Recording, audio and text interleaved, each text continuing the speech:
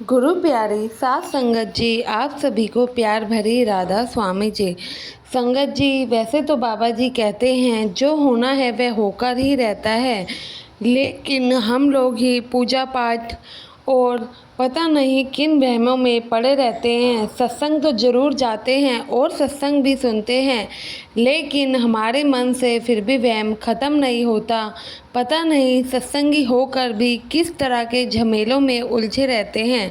साथ संगत जी, आज की यह घटना भी कुछ इसी प्रकार है। संगत जी, हमारे बाबा जी हमें वहमों और पखंडों में से निकालकर भजन सिमरन करने को प्रेरित करते हैं।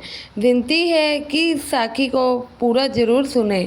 एक बार डेरे में मिट्टी की सेवा चल रही थी और सेवादार बड़ी लगन से सेवा कर रहे थे।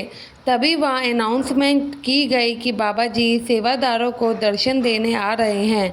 यह सुनकर सभी सेवादार एक लाइन में बैठ गए और बाबा जी के आने का इंतज़ार करने लगे। कुछ देर बाद बाबा जी वहाँ आए और बाबा जी ने सेवादारों को दर्शन दिए।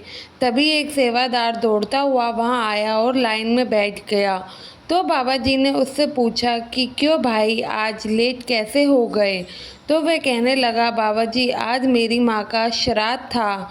मैंने उनके लिए घर में पूजा रखवाई थी और 5 ब्राह्मणों को भोजन करवाना था, इसलिए आज मैं सेवा पर थोड़ी देर से आया। यह सुनकर बाबा जी मुस्कुराए और कहने लगे, भाई श्राद्ध क्या होता है? श्राद्ध का मतलब भी पता है तुम्हें? तो सेवादार कहने लगा, बाबा जी जब हमारे बुजुर्ग इस दुनिया से चले जाते हैं तो उनके जाने के बाद उनके लिए श्राद्ध किए जाते हैं। श्राद्ध में हम सब अपने बुजुर्गों के लिए रोटी पहुँचाते हैं। हम पंडितों को रोटी खिलाते हैं और कौवे को भी रोटी खिलाते हैं। ऐसा करने से पूर्वजों की भूख शांत होती है।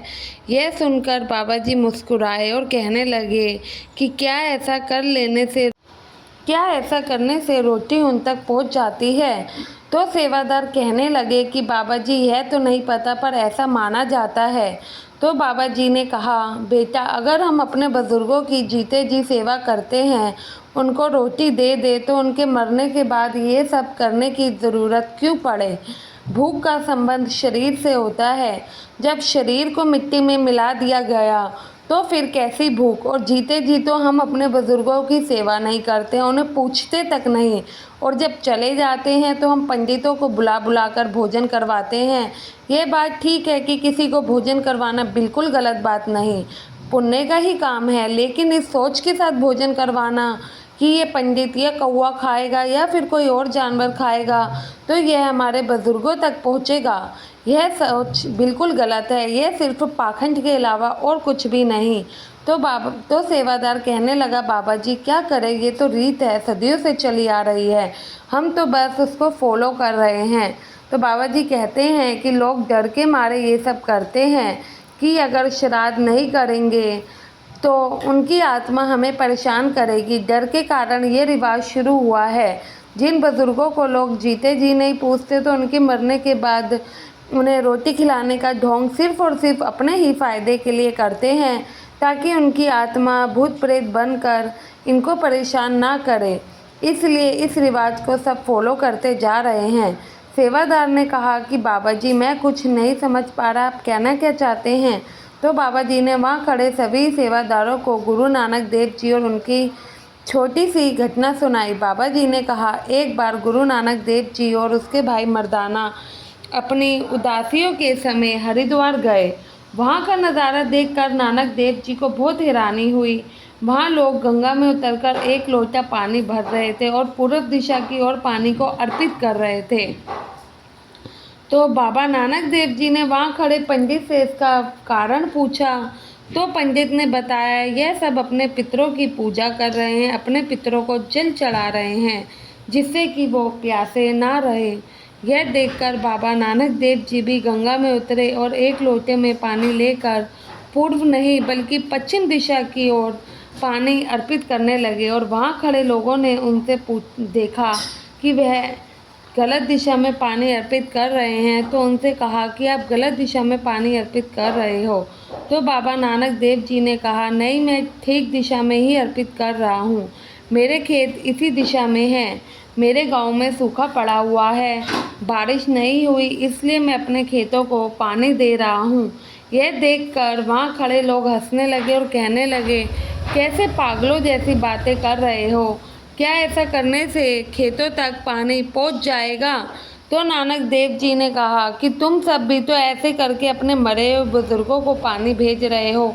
मेरे खेत तो केवल थोड़ी ही दूरी पर हैं, लेकिन जिन लोगों को तुम पानी दे रहे हो वह तो दुनिया में ही नहीं।